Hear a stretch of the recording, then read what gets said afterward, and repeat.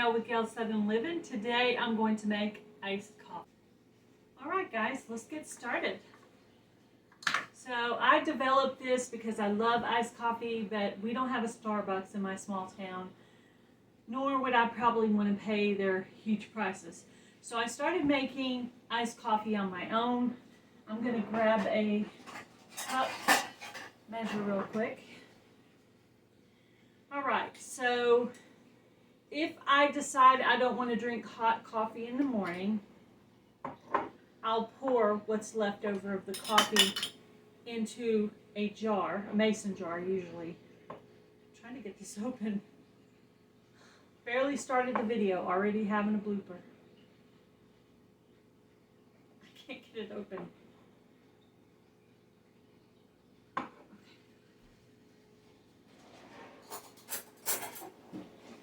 Let's see if a butter knife will help.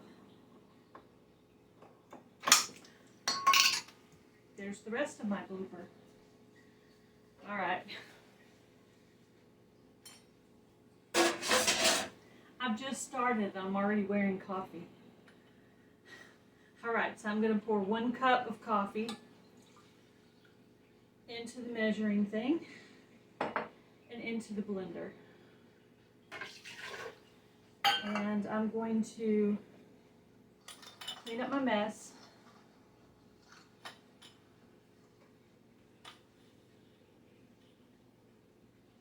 Alright, next I'm going to add some almond milk, but you can add regular milk if you want to.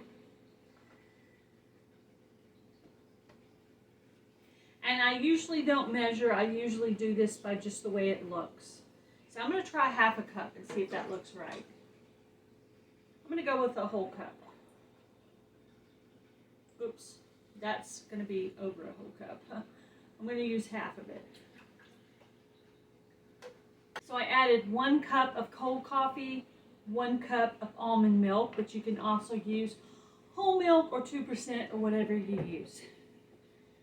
All right. Next step, I add cocoa to mine. If you don't like cocoa, you can make yours just like a vanilla version. So I'm going to add 1 tablespoon of cocoa.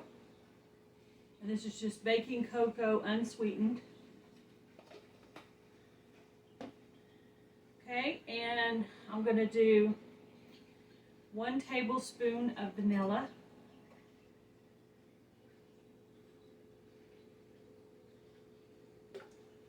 Okay.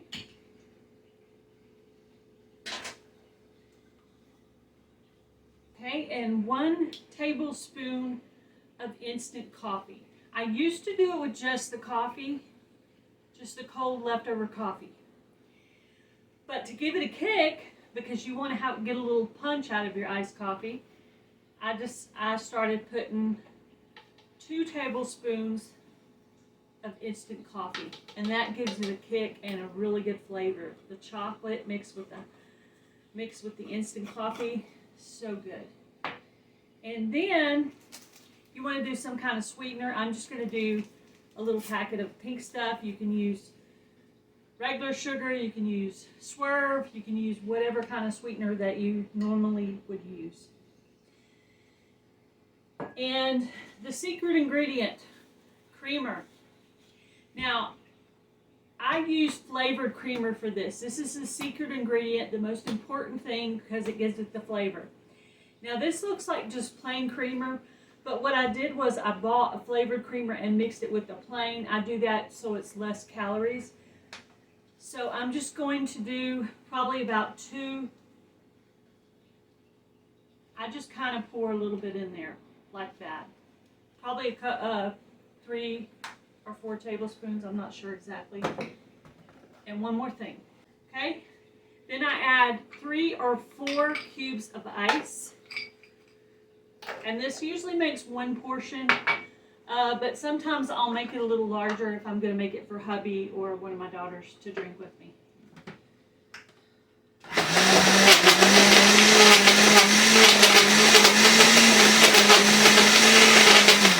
You can add more ice if you want it to be more icy. This is just slightly icy. but I want to be able to drink it fast. So I don't want to put too much ice in it. But if you like yours really, really icy, go ahead and add more. Now, you could use flavored cream, like liquid creamer, instead of this powdered creamer. I just have this around more often. I just kind of threw this recipe together. Just kept adding stuff one day until it tasted good. And this is what I came up with, and I've been using it for a while. So I hope you'll give it a try.